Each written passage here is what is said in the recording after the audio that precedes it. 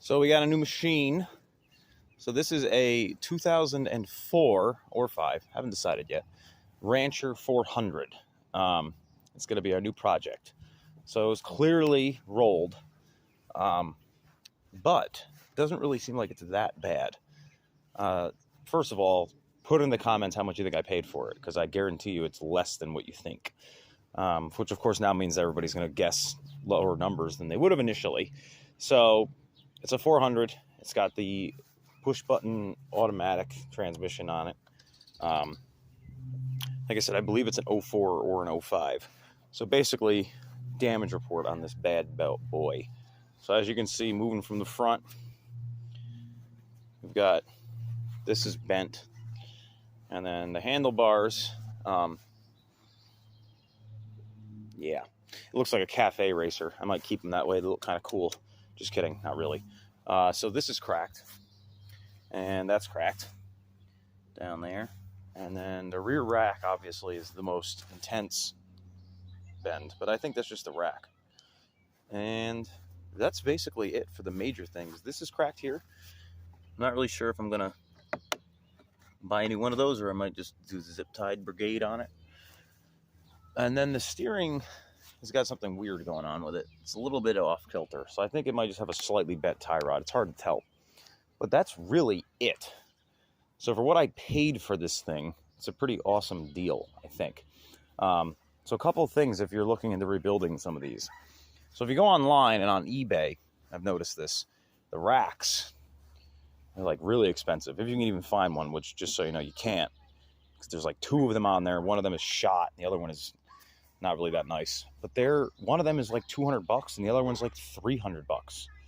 So basically you have 2 options, I guess, eBay, or Honda still sells these racks. So you can go on Honda's website, and it's like Honda OEM Parts House or whatever it is, and it's $135 for the rear rack, and like basically the same price for the front rack. So just so you know, I'm going to check the same thing with the handlebars, because the cheapest handlebars I could find was like $40. So I wonder if I can get a brand new set for like, you know, way less than that on there. So, and if you can, that's a smoking deal. Other thing about these, so the gauge clusters. I'm like looking high and low for a new gauge cluster. Turns out this is just a cover. So it's cracked, yeah, but it's just a cover that's cracked. So you can actually just go and buy the cover, OEM Honda part, for $40 instead of a $300 gauge cluster.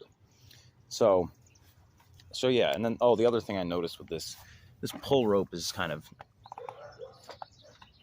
seen better days. So I'm sure once you start, it'll probably suck itself back up in there, but I might redo that too. But yeah, I mean, this guy just put new tires on it. Although the only thing that kind of sucks is when he rode it home, he got it to start, rode it home, and as you can see, this tire is all chopped. See it?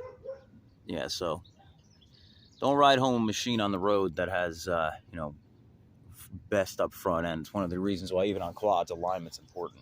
So basically, we're going to strip the whole thing down, pressure wash it, and then, yeah, we'll see what we're working with. All right, so she's all washed up, stripped her down, used the aluminum brightener on the engine, got that all looking good. All the plastics are outside drying right now, or a lot of them. So at this point, we're going to take a legitimate tally of what we got, you know, what's up with this thing, and then we'll dive into it. This is going to be the first Honda ATV that I've ever really, well, the first Honda ATV I've ever owned. I've always had Kawasaki's and Polarises. So yeah, so this is exciting. I don't know what I'm going to get into once I start getting into it. I'm hoping that there isn't anything crazy going on underneath the skin. It certainly didn't look like it while I was pressure washing it. If any of you guys have any like tips or pointers or like little things here and there about these that I should know, let me know. From what I've researched so far, they're basically bulletproof. The only thing I read that can be problematic with these is that hydraulic transmission that they use, or whatever it is. I guess if you don't change the fluid on it often enough, it gets all gummed up. So, and the fluid, from what I understand, is the same. It uses the engine oil, which is interesting.